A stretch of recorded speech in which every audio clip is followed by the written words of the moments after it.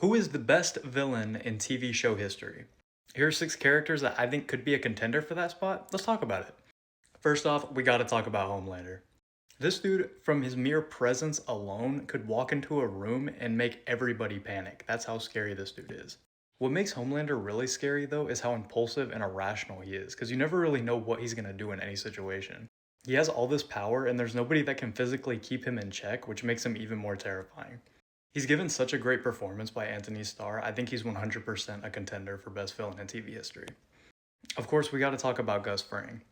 Gus is such an iconic villain to me because he's able to play the role of just a normal guy so well that when he switches into the mob boss mode, like the mode where he's not messing around, it's just all the more impactful because you just don't see it coming. Him being so calculated and just intelligent as well makes him stand out a lot more from especially the rest of the Breaking Bad villains as well.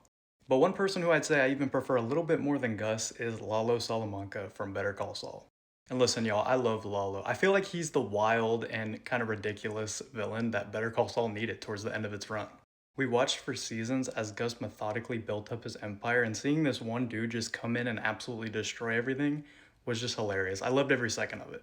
He also had such a big part in connecting Jimmy's storyline with the cartel storyline at the end of Better Call Saul, and I feel like that's part of what made the ending so great. And come on, y'all, it's not a best villains list without Joffrey Baratheon. Come on now. Joffrey is most definitely the most hated villain that I've even talked about so far, and for good reason, for good reason. But I think that's really just a testament to how much Jack Gleason put into this character and how much he really bodied this role. He's such a detestable, cruel monster, and you hate every second he's on screen, but that's what makes him an amazing villain.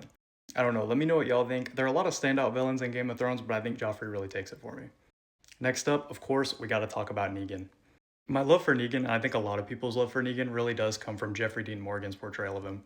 He brings so much humor and levity to the later seasons of the show, it's impossible not to like him, even if, Glenn and Abraham were your favorite characters, which Glenn was my favorite, so you know I'm being legit here. His backstory episode as well is probably one of the best episodes of The Walking Dead, so I mean, he's got that going for him as well.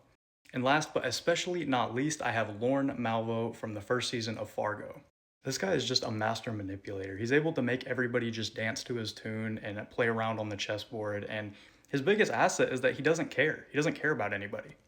He finds satisfaction just through the chaos he's causing, and he almost feels like some supernatural force of destruction with how hard it is to get rid of this dude. Really interested to see how many of y'all actually know who this is, because I know a lot of people didn't even watch the first season of Fargo. If you haven't seen it, I would definitely recommend to check it out. He's easily one of the best parts of it.